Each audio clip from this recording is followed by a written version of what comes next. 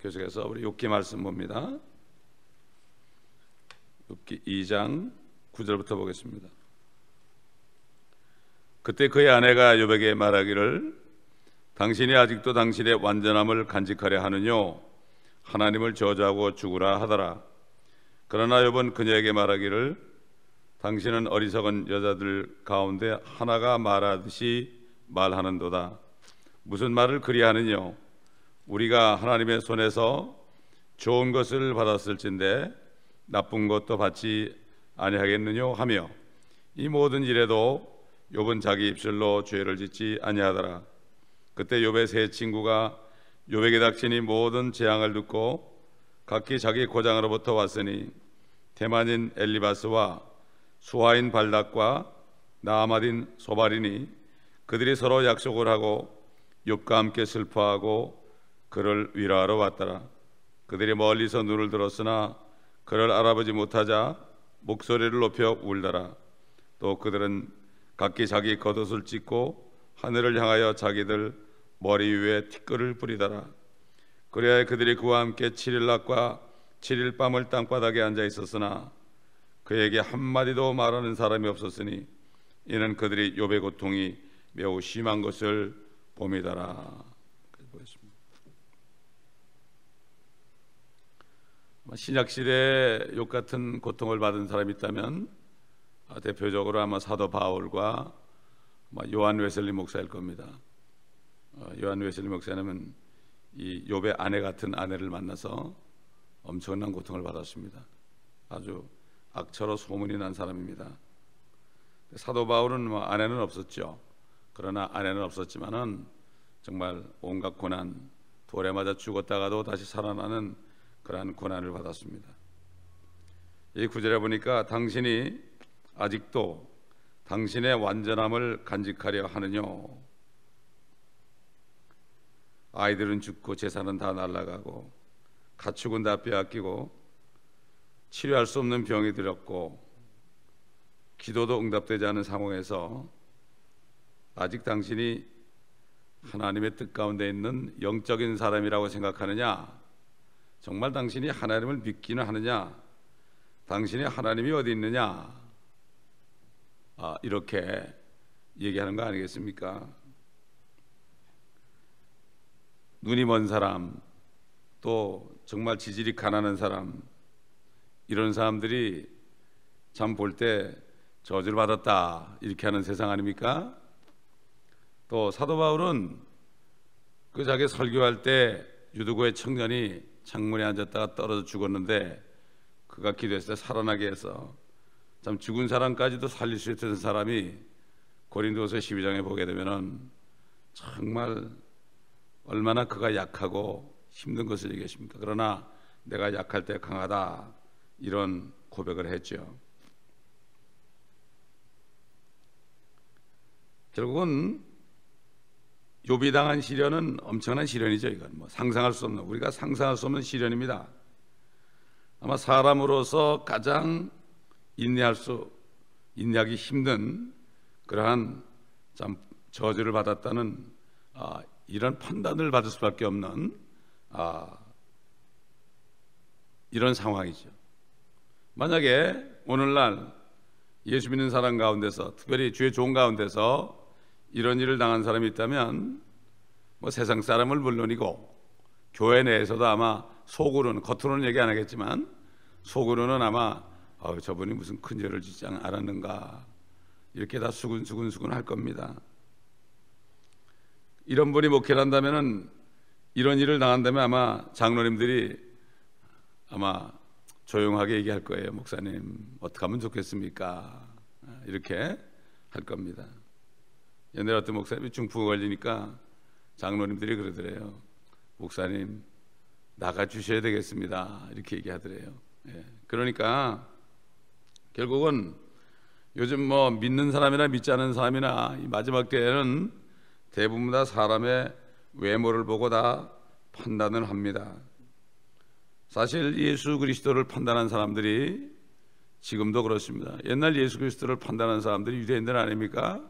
오늘날도 정말 주님을 따라가면서 온갖 고난을 주님을 따라가기 때문에 온갖 고난을 받는 사람들을 볼 때에 똑같이 그들을 정말 영적으로 매장하는 이런 것을 볼 수가 있습니다.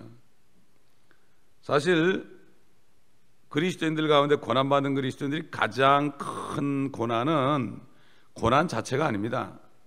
고난 자체가 아니고 주위의 사람들, 믿는 사람들이 조롱하는 소리를 들은 것이 더 큰 고난입니다. 이게. 그리고 가장 가까운 가족들로부터 그런 조소를 받는 것이 가장 큰 고난입니다. 사실 그래요. 성령 있는 사람은 모든 고난을 이길 수 있어요. 왜? 주님이 계시기 때문에. 그러나 사람들이 이것을 몰라보고 참 영적인 어린아이들이 그렇게 할 때 정말 그것이 가장 괴롭게 하는 일이죠. 참 가장 가까운 사람들이 참 하나님의 일을 하는 사람을 향해서 영적으로 능력이 있으면은 성공을 한다. 영적인 능력이 있으면은 목회에 성공을 한다. 또 교회에 출석하는 사람들이 많은 것이 하나님의 축복받은 증거다. 또 돈을 많이 벌어서 성공하는 것이 하나님과 교제하고 있다는 증거다. 또 정통을 고수하는 것, 하나님 말씀보다도 옛날 바리새인들이 정통 외쳤거든요. 그 정통을 고수하는 것이 하나님의 말씀에 신실하다는 증거다. 당신이 속한 교단이 정말 정통 교단이기 때문에 당신도 제대로 된 사람이다. 이런 얘기들 많이 있지 않습니까? 그 다음에 누가 책을 썼는데 베스트셀러가 됐기 때문에 그 사람은 정말 아주 강력한 문인이다. 책을 썼는데 몇 권 안 팔린 사람은 저 사람은 뭔가 문제가 있다. 이게 사실 전부 이거 외모로 판단하는 거 아니겠습니까? 옛날에 그 하나님께서 다윗을 왕으로 세우려고 그럴 때 사무엘을 보냈잖아요. 그럴 때 다윗이 아들 다윗을 위한 모든 형들이 쫙 서서 너무나 잘생기니까 기름을 부으려고 그랬죠. 그러니까 못 붓게 했잖아요. 외모를 보지 말아라. 그 또 아들이 있느냐 그러니까 있긴 있는데 저기 저 양 치고 있다고. 양도 몇 마리 안 되는 양을 치고 있었어요. 그가 들어오니까 하나님께서 그에게 기름을 부어라 그랬지 않습니까? 사실 오늘날 외모로 모든 것을 판단하는 시대가 됐습니다. 오늘날도 욕같이 고통받는 사람이 우리가 몰라서 그렇죠. 많이 있었을 거예요. 기독교 2000년 역사 속에 엄청난 사람들이 욕 같은 고난을 받다가 주님 품에 안겼을 겁니다. 이 욥의 아내는 하나님을 저주하고 죽으라. 사실 가장 큰 고통이요. 가장 가까운 아내가 이렇게 저주하는 거 아니겠습니까? 세상 사람들이 다 욕을 해도 아내가 인정해주면 그건 끝나는 거예요. 세상 사람들이 전부 나를 저주해도 아내가 인정하면 되는데 아내까지 그렇게 하면은 이거야말로 정말 하나님도 안 보이고 아내까지 그러면 또 가족들이 그러면은 이것처럼 큰 고통이 없습니다. 이 아내는 옆에서 계속 보고 있다가 그래 뭐 어디까지 가나 보자. 하나님께서는 분명히 너를 대적하고 있는데 너는 그렇지 않다고 그러는데 한번 보자. 당신이 하나님과 올바른 관계를 가지고 있는데 이런 일이 일어난다고 생각하느냐? 위선 부리지 마라. 차라리 무신론자나 사탄 숭배자가 돼가지고 지옥에나 가시지 뭘 그래. 이런 얘기는 다름없습니다. 사실 그 몇 사람의 미국에 살던 사람들의 예를 들어보면요, 어떤 사람이 훌륭한 그리스도인이에요. 교회도 열심히 나가고 가족에게도 헌신적이고 남에게 베풀기도 잘하고, 그런데 어머니가 돌아가셨고 처남도 죽었고 아들이 죽고 갑자기 사회와 자신의 집이 불타버렸고 그의 아내는 병원에 3번이나 입원했고 그 다음엔 딸의 집이 완전히 박살이 났고, 그런데 그 사람은 여전히 하나님을 찬양했다는 거예요. 그러니까 사람들이 뭐라고 수군거리는가 하면은 아마 저 사람 속에는 아마 우리가 모르는 굉장한 죄가 숨어 있는 것 같아 이러고 수군거렸다고 그러잖아요. 이게 바로 오늘날 이 시대에 일어난 일입니다. 자, 10절 보니까요. 그러나 욥은 그녀에게 말하기를 당신은 무슨 말을 그리 하느냐? 우리가 하나님의 손에서 좋은 것을 받았을진데 나쁜 것도 받지 아니하겠느냐? 아마 성령께서는 사도 바울에게 감동을 주셔서 영감을 주셔서 이 욥의 고백을 보고 아마 로마서 8장 28절을 기록하게 하셨는지는 몰라요. 하나님을 사랑하는 자, 그분의 목적에 따라 부르심을 입은 자들에게는 모든 일이 합력하여 선을 이루느니라. 모든 일이라는 것은 여기 욥이 고백한 것처럼 좋은 것도 주시고 나쁜 것도 주시는데 결국은 합력해서 하나님의 선한 뜻을 이룬다. 지금 하나님의 뜻을 이루기 위한 거 아닙니까?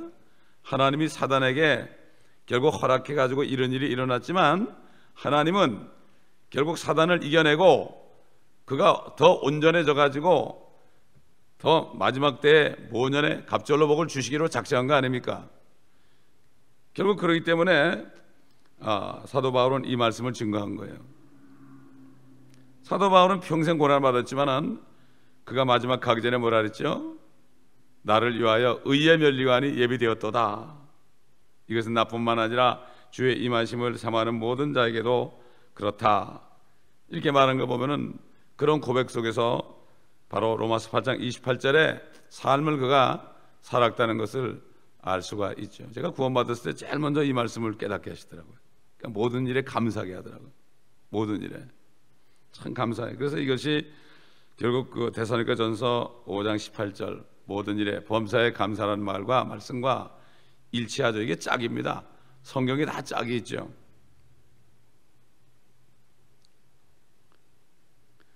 근데 사실 대부분의 경우는 사람들이 악하기 때문에 끔찍한 일이 일어나도록 허락을 하세요, 하나님이. 그러나 신실한 그리스도인들에게도 특별한 하나님의 허락하심 속에서 이런 일이 일어납니다. 정말 악을 행하는 사람들이 저주를 받고 징계를 받으면 당연한 것으로 하나님의 말씀에도 나오죠.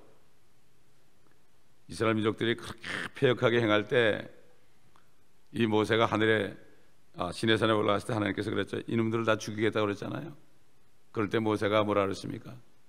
하나님이 이렇게 죽인다면은 하나님의 영광이 가려집니다. 이런 뜻으로 그저 간절하게 말씀을 하니까 하나님이 그 뜻에서 돌이키셨다.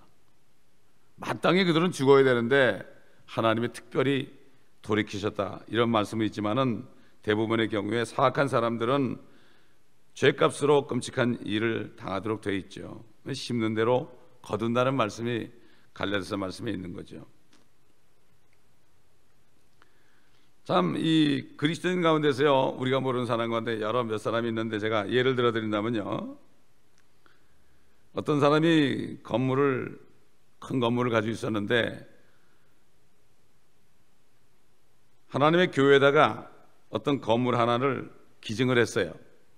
갈 곳이 없는 아이들이 있어서 한 50명 정도 되는 아이들을 결국 수용할 수 있는 건물을 기증했는데 그 건물이 너무 비싸니까 뉴욕에 있으니까 결국은 그 건물을 기증했기 때문에 너무나 이 자금의 압박이 와가지고요 이 사람이 그냥 파산을 하게 됐습니다. 근데 그 사람이 뭐라는가 하면은 파산하면서 하는 얘기가 그래도 내게 남은 마지막 재산 그것은 남아있어서 감사합니다. 이런 고백을 했다고 그래요. 또 어떤 사람은 선원인데요 돛대에 올라갔다가 떨어져가지고 결국은 다쳐가지고 오른쪽 팔을 절단했대요. 근데 그가 뭘 기도하는가 하면은 하나님 아버지 감사해요. 그 오른팔에 관절염이 있었거든요. 그랬다는 거예요. 근데 그런 말이 말이죠. 그냥 그 억지로 나오는 말이 아닙니다. 그게. 하나님의 영이 있으면요. 어려울수록 하나님의 성령이 있는 사람은요. 어려울수록 더 능력이 나와요. 보통 때는 잘 몰라요. 또 어떤 청년은 부흥에 왔다가 막 자기의 죄인임을 깨닫고 막 울며 회개하기 시작했는데 그 목사님이 이제 주님을 믿고 영접하라고 그러니까 못하겠다고 그랬어요. 굉장한 부자예요. 근데 왜 못하는가 하면 내가 예수님을 영접하게 되면 모든 게 주님의 거니까 이거 나 잘못하다가 또 이거 망할 수 있다. 이 사람은 지금 그렇게 부자지만은 옛날에 쓰레기통을 뒤지면서 먹을 것을 찾던 시대가 있어요. 그러니까 부자들이 말이죠, 어떤 마음이 있는가 하면은 이건 망하면 내가 어떡하나, 이런 마음이 있습니다, 여러분. 이게 두려운 거예요. 옛날에 못 살다 부자 된 사람은 또 그렇게 될까 봐 두려운 거예요. 그렇기 때문에 아끼는 거예요. 더 아끼는 거예요, 이 사람들이. 근데 도저히 못 견디니까 주님을 영접을 했어요. 주님을 영접을 했는데 어느 날 그분이 큰 농장을 가지고 있었는데 메뚜기 떼가 와가지고 다 잡아먹었어요, 그걸. 이분이 무슨 고백을 하는가 하면은, 내가 말씀을 듣다 보니까 메뚜기도 하나님이 창조하셨더군요. 하나님께서 내 농장을 메뚜기의 음식으로 주셨으니 그거 감사해야 되지 않겠냐고 이렇게 얘기하더라는 거예요. 참 이게 우리로서는 정말 보통 사람은 이해할 수 없는 거죠. 없는 거죠. 엊그제 얘기 들으니까 저기 뉴멕시코주의 알바 국회에 있는 어떤 목사님이 그 소년원 그런 감호소를 목회하는, 그러니까 그 체포진이죠. 그런데 그 아들이 말이에요, 5명을 죽였대. 응? 그러니까 보통 사람들이 들을 때 저 목사님이 말이에요, 저렇게 사역도 열심히 하는데 어떻게 그렇게 죽일 수 있을까? 그러나 그건 아무도 모르는 거예요. 아무도 모르는 거예요. 그러나 영적인 사람은 알죠. 영적인 사람은 알죠. 사단이 얼마나 화가 나겠습니까? 이게 보면은 영혼들을 구원하는 사람들, 구량하는 사람들에게 항상 사단은 이를 갈고 있습니다. 이걸 알아야 돼요. 이걸 많이 경험을 합니다. 교통사고도 나게 하고요, 여러 가지 일이 벌어지게 해가지고 막 그냥 그렇습니다. 저 필리핀에 가봤더니 그 선교사님이 그러는데 한 번은 어떤 차가 가지고 자기를 완전히 박아가지고 차가 굴러 떨어졌대요. 안 돼요, 자기가 누가 그랬는지. 거기가 어느 교회가 주관하고 있습니까? 필리핀이 말이죠.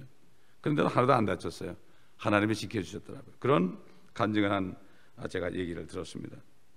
자, 10절 보니까 이 모든 일에도 욥은 자기 입술로 죄를 짓지 아니하더라.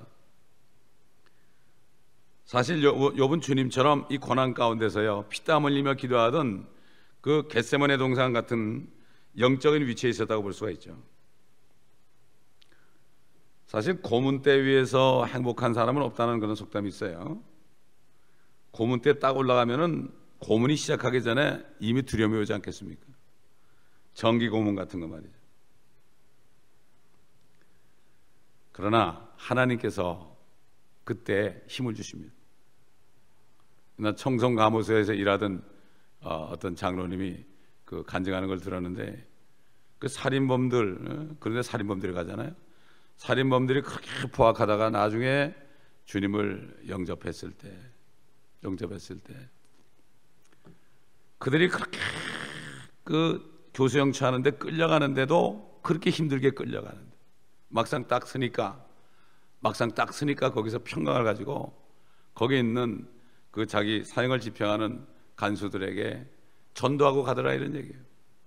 그때가 되면은 시험을 당할 때 피하게 해주신다는 게, 그때가 어려울 때가 딱 닥치면 결국 어떻게 됩니까? 능력을 주신다는 얘기예요. 그렇기 때문에 많은 사람들이 화형을 당하면서도 그러면서도 정말 웃으면서 죽을 수 있었다는 것은 하나님의 능력입니다. 유사시의 능력을 주십니다. 우리는 절대로 미리 걱정할 필요가 없습니다.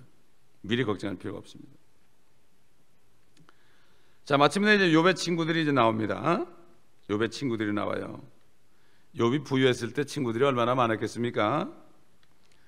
여러분, 탕자가 말이죠, 그 아버지 재산 비리 달라고 가가지고 얼마나 흥청망청 친구들하고 먹고 마셨습니까? 그러나 재산이 떨어지니까 다 가고 돼지울간에서 돼지가 먹는 열매 먹고 살았잖아요. 근데도 욥은 새 친구들이 나타났습니다. 가까이 살지도 않고 떨어져 살았다. 자기 고장으로부터 왔다, 이렇게 얘기했죠. 자, 이렇게 와가지고 이제 위로하는 것을 봅니다. 그들은 욥과 함께 슬퍼합니다. 또 욥을 위로하기를 원합니다.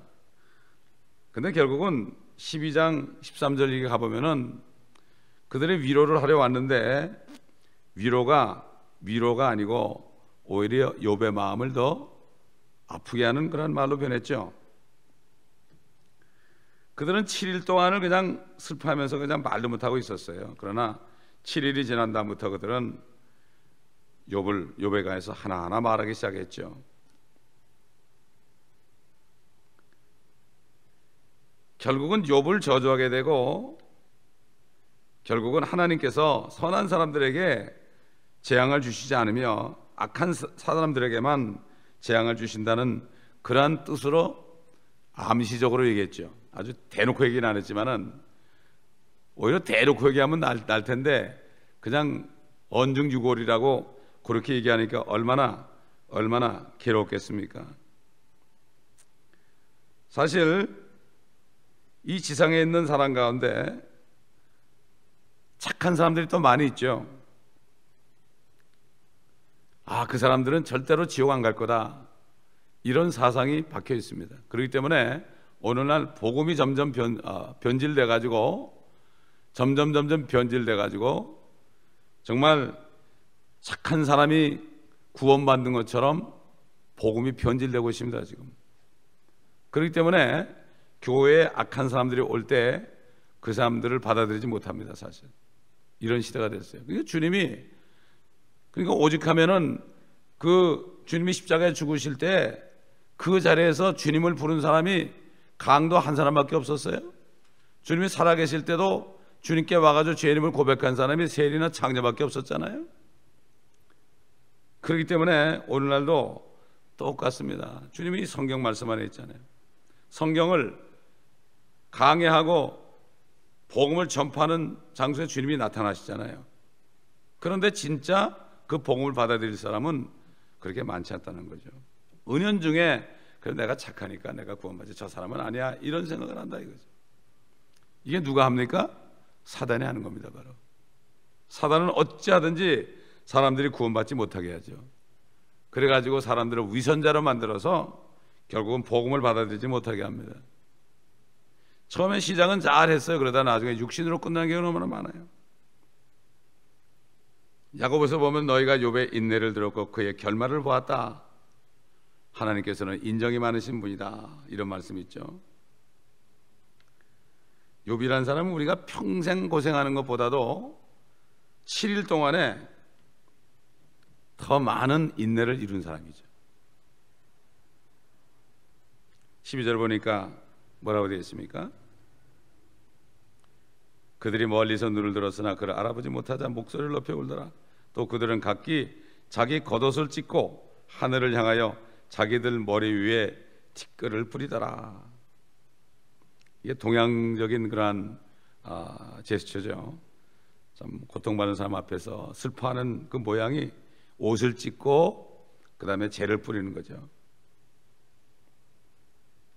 13절 보니까 이는 그들이 욥의 고통이 매우 심한 것을 보았다, 이렇게 말씀하고 있어요. 아이들도 다 죽고 돈도 재산도 다 잃고 아내는 폐역하고 저자고 떠나버렸고 엄청난 병을 얻었고 이보다 끔찍한 일은 세상에 없죠. 아마 지옥에 가지 않고서 받는 이 고통이 아마 지옥 같은 고통일 거예요 아마. 그래서 우리 주님이 지옥까지 갔다 오셨잖아요. 주의 몸을 지옥에 던져버리지 않고 그의 몸이 썩지 않겠다고 그랬죠. 이게 바로 욥은 주님 같은 고통을 받은 것이고, 그렇기 때문에 우리가 이 주님을 믿었을 때 이런 고통을 받지 않는 그런 은혜를 받게 된 거다, 이걸 알 수 있습니다.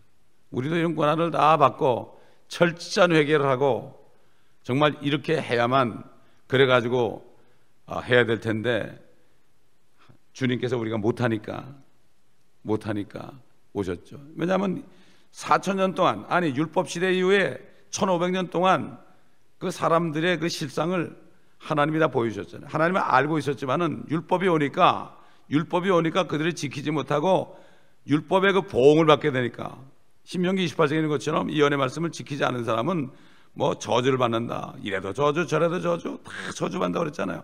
그것들을 지키겠다고 그랬기 때문에 그들이 그렇게 저주를 받은 거죠, 지금까지도. 그렇기 때문에 그렇게 한 것은 아무도 예수 그리스도를 믿지 않고서는 예수 그리스도의 고난과 죽으심을 정말 뼈저리게 믿지 않고서는 방법이 없다는 거예요. 방법이 없다는 거예요. 의인은 없나니 없도다. 한 사람도 없도다. 완전히 나는 없어져야 돼요. 그래서 자기를 부인하는 게 뭡니까? 자기의 의도 부인해야 되고, 자기의 육신의 생각도 부인해야 되고, 하나님의 말씀보다 높아진 것 전부 내려앉아야 되는 거예요. 완전히 내려앉을 때, 그때 겸손하게 될 때 하나님이 은혜를 주십니다.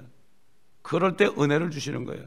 마음의 모든 쓴뿌리를 다 없애버릴 때 은혜를 주시는 겁니다. 이게 바로. 그렇기 때문에 오늘날 이렇게 완전히 내려앉은 사람이 그렇게 많지 않습니다. 근데 은혜를 못 받는 거예요. 구약에서도 욥이 당한 것처럼 이렇게 고통받는 사람 아무도 없죠. 뭐 다윗이나 모세나 사울, 여호수아, 가인 뭐 이런 사람들, 수많은 사람들,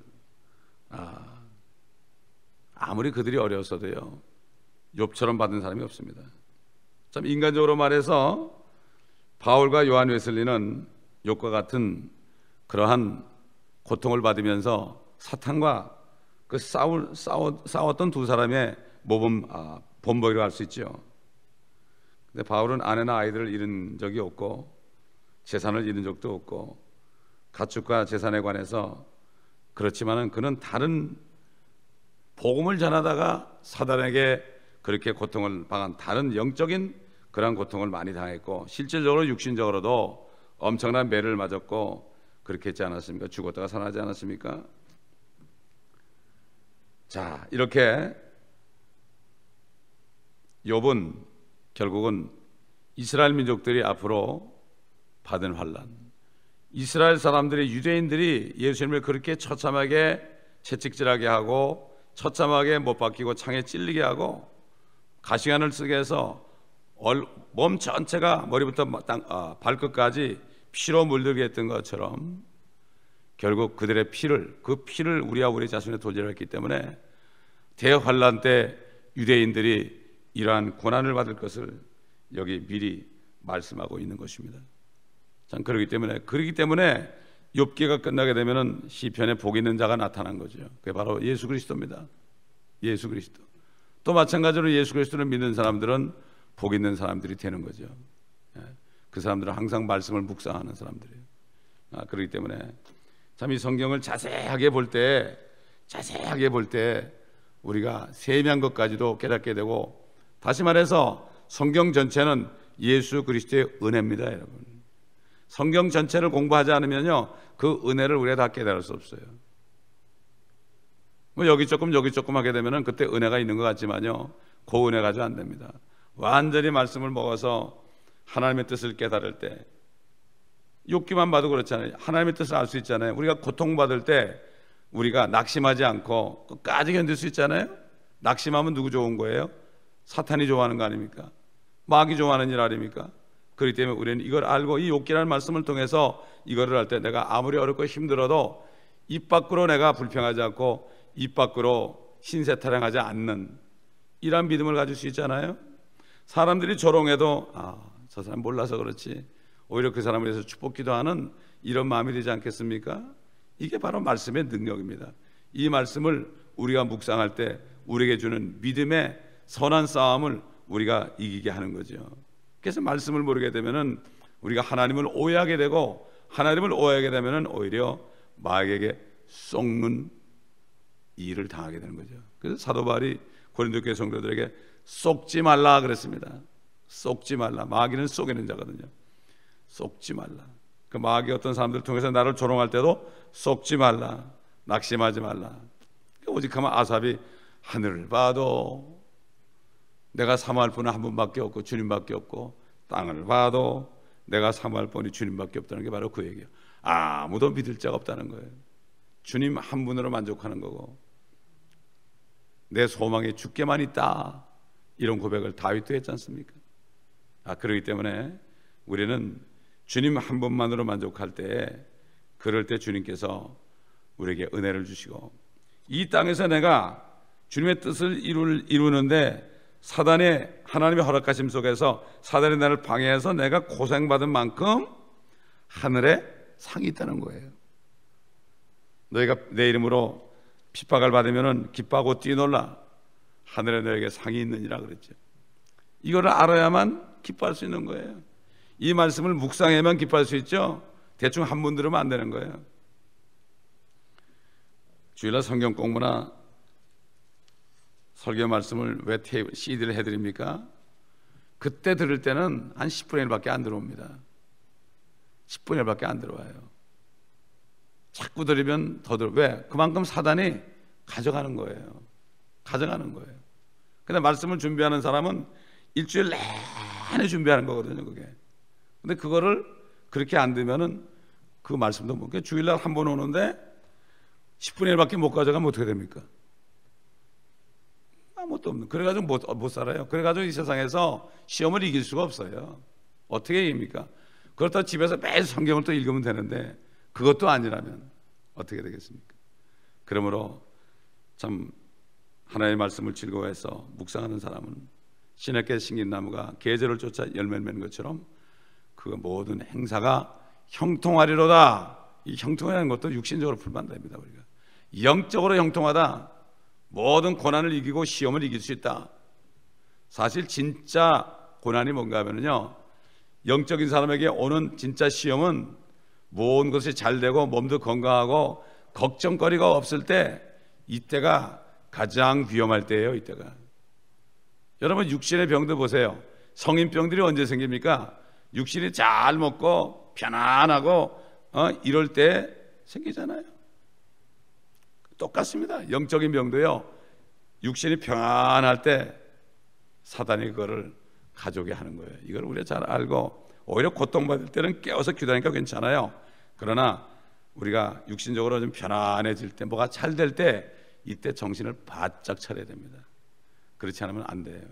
그래서 뭐라 했습니까? 사도 바울이 저들이 평안하다 안전하다 할 때 그날이 도적같이 온다. 여러분 휴거는요, 모든 것이 평안할 때 일어납니다. 평안할 때 일어납니다. 이걸 알아야 됩니다. 뭐 베리시까지 떠들고 뭐 난리가 납니다. 뭐 인을 받아야 됩니다. 막 난리칠 때가 아니고 평안할 때 보세요. 앞으로 이제 그거 별것도 아니네, 그거 별것도 아니네, 이럴 때가 옵니다. 여러분 보세요. 휴거는 평안할 때 갑니다. 여러분, 하나님의 자녀들은 평안할 때 데려가고, 그리고 환난이 이런 겁니다. 이걸 알아야 됩니다. 네. 이스라엘의 선거가 오늘인가 뭐 내일인가 아마 오늘일 거예요.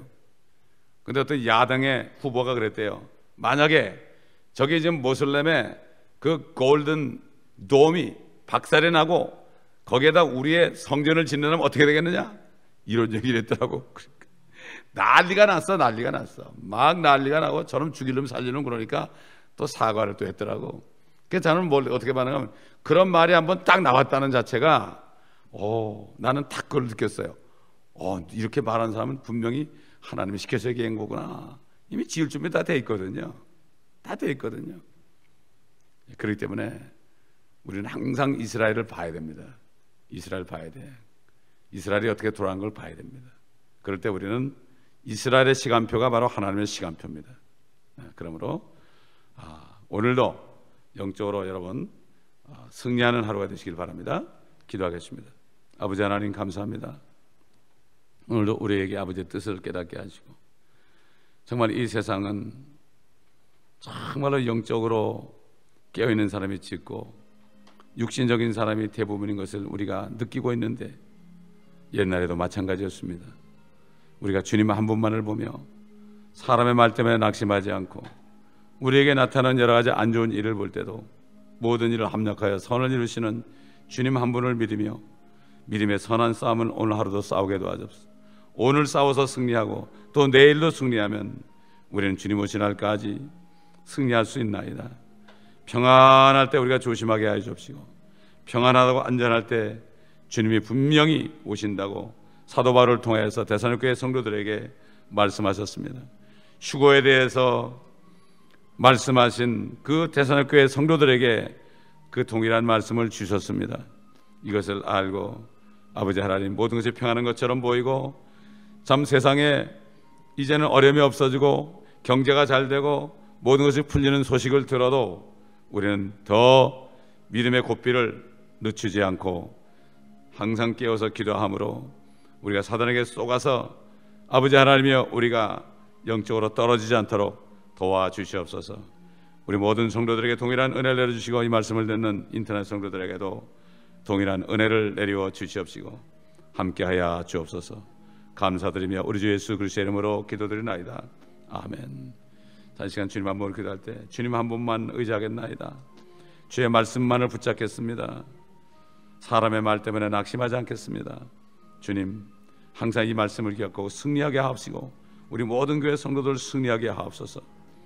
주님 한 분으로 기도합니다.